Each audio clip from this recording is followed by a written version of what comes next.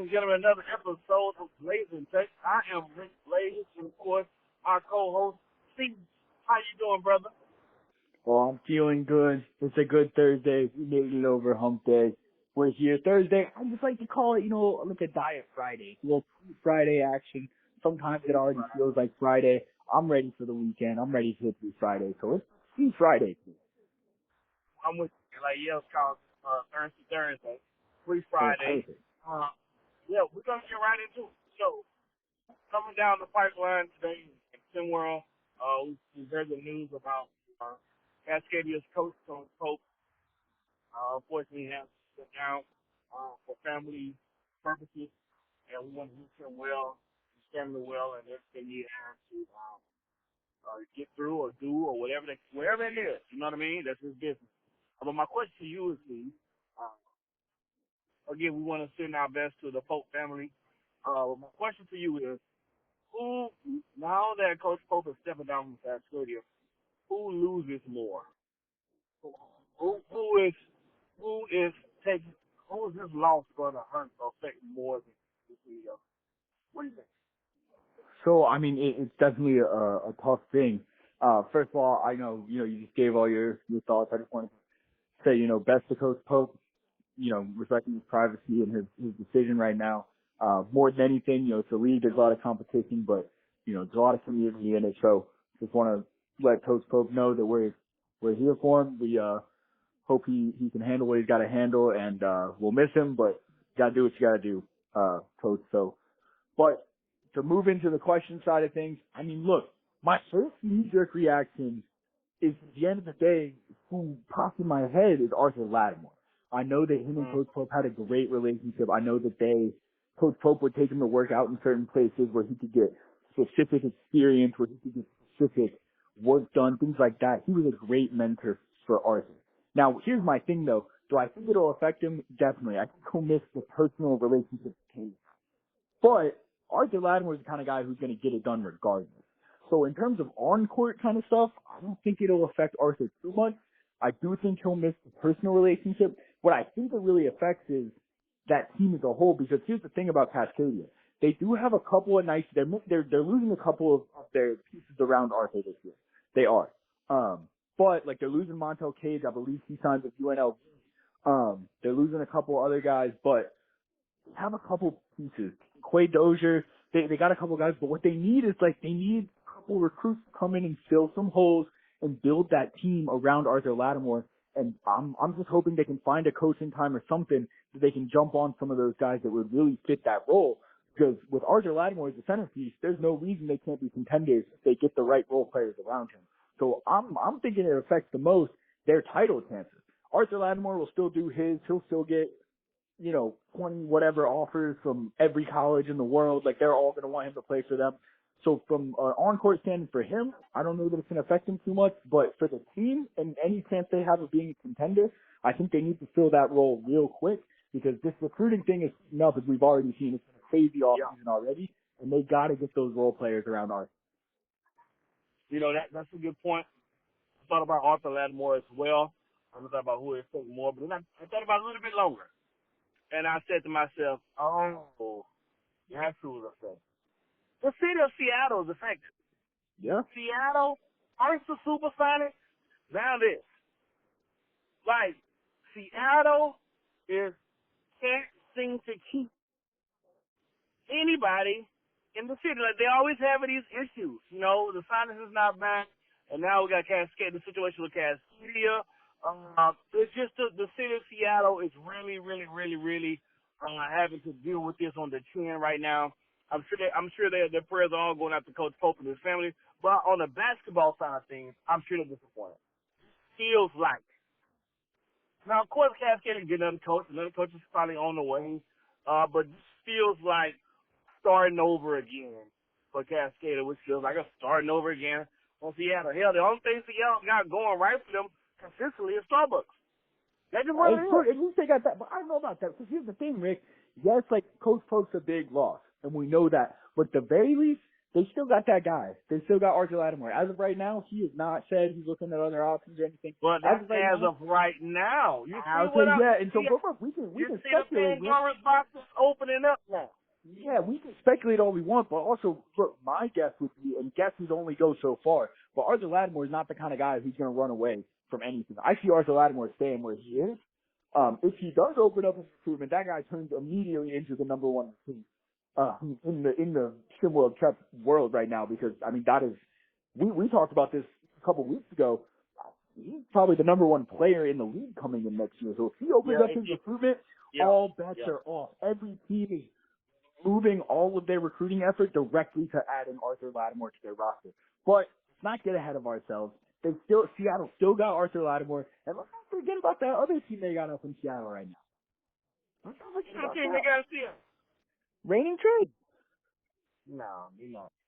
They got Tennessee now. To me, him and Arthur are the 1 and 2 players coming into the season next year. So you got both of them. I understand that, but they, they're not. No, they're not ready yet, man. I thought Cascadia was on the, although Raiders, they not ready. They're not ready yet. What Cascadia to do is, get on the phone with either Gary Payton or get on the phone with Nick McMillan and see if they want to come coach this damn team to bring some butts in the seat so let's make Seattle great again. All right, move on. Make Seattle great again. Make Seattle great again. We'll make that the title of the show. Make Seattle great again. Yeah, make Seattle great again. All right. Yo, let's go co-coach that team. Let's go step into Cascadia, right?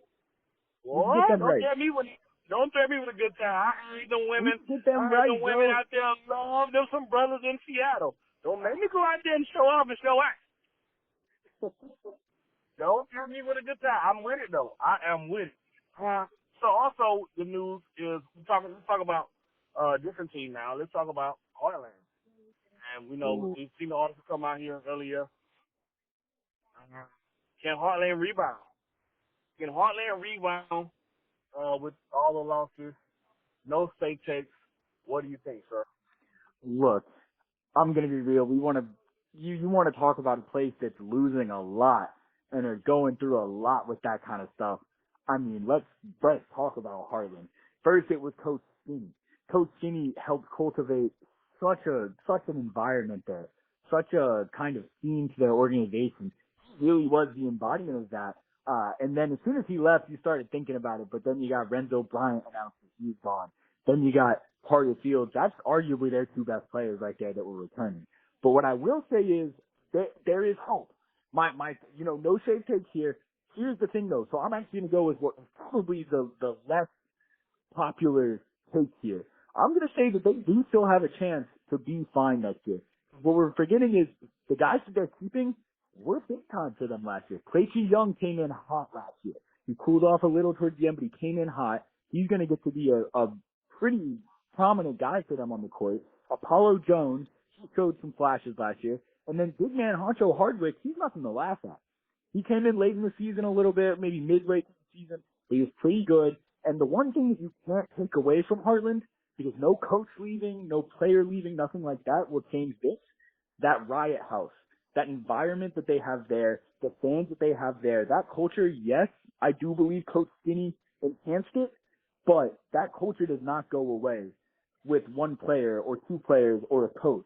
That culture is there, and those fans are going to show up and be rowdy regardless. Heartland is on life support right now. They're really hauling on right now. I've heard the damn thing slower and slower each second. They're on life support right now, and even when they had Coach Skinny, Renzo Bryant, and all those other guys there, they still didn't make the race to 1. So they was only walking last season. But they didn't make the race to 1. Now they on bed rest. They in hospice now. They in hospice. I'm about to say the same thing, but look, Rick, what we're not looking at, yes, they didn't make the race. The win-loss column was ugly for them last year, but if you go in and you watch those games, there's a lot of really good teams, really good games. The number, I don't have the stat with me at the moment. I'm sure someone down in the thread will be able to give us the exact numbers, our stats that we got in our community, but you look at the number of games that were within 5 points last year, there's a lot of them. And they were with teams that were in the race to 1. And so here's the thing. You still got that coaching, still got that home court advantage. It's going to be a lot of work. I agree with you. They're on hospice right now. But at least they have that. They have that. They've got the fans. If they can make the right hire at head coach, he can use that culture to draw guys in. And he can use the fact, we talked about this with Best Coast Ballers. We can use the fact that they don't have any true number one right now. They don't have any true form to their roster. And that can be attractive to a guy, to a recruit. A recruit could say, I want to go play for fans. They're going to be crazy for me. They're going to, the Marshall Henderson type. I don't know if you remember him at Ole Miss. That dude was crazy. And he was a hooper. Man, look, hey, the Heartland Hospices is in trouble right now. Bottom line, they are in trouble. You mentioned about how many games away from this and that 5 games. Hey, if my sister had about 6 more strings of hair on her lips, she'd be my brother. Feel what I'm saying? So all those 3 away, 4 away, that don't mean nothing. They got I don't care if you got Apollo Creed, Showtime at the Apollo, or Apollo Jones. Some boys are in trouble. The hospice, Heartland hospices, they are in trouble. They are not gonna make it. I mean, look, I agree they're in trouble, and I'm not saying that they have a chance of being contenders this year. They don't, and if they end up having that, that'll be out of anyone's expectations, except for maybe the guys who stuck around. But what I will say is, look, is their ceiling the 8th seed, maybe the 7th seed in the race to 1? Yes, that's their ceiling, I think. Do they have a chance? Yes, because they have the best home court advantage in the league, and that means something at this level. They will have to travel, see, with a defibrillator. Pump their hearts up every time before the game starts. You can get one of those. They're going to need a traveler. Their mascot this season is going to be the defibrillator.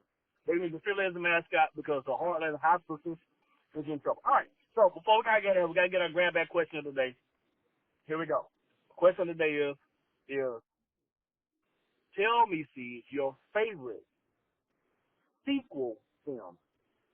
Your favorite sequel film of all time, or one of your favorite of all time. All right. I don't know how you're going to feel about this answer. I know. Look, I'll give my take on sequels. Rarely is a sequel as good or better than the original. Almost never. It doesn't happen. And look, I'm going to go more of a kid route because this is one of the better sequels I've ever seen in a movie. I don't care what you say. It's for kids. I don't care. Cars 2. Cars was phenomenal, and let me tell you why. Because the main character in Cars 1, the hero, Lightning McQueen, was not the main focus. They shifted to the lovable sidekick, Mater, international super spy, whole new premise.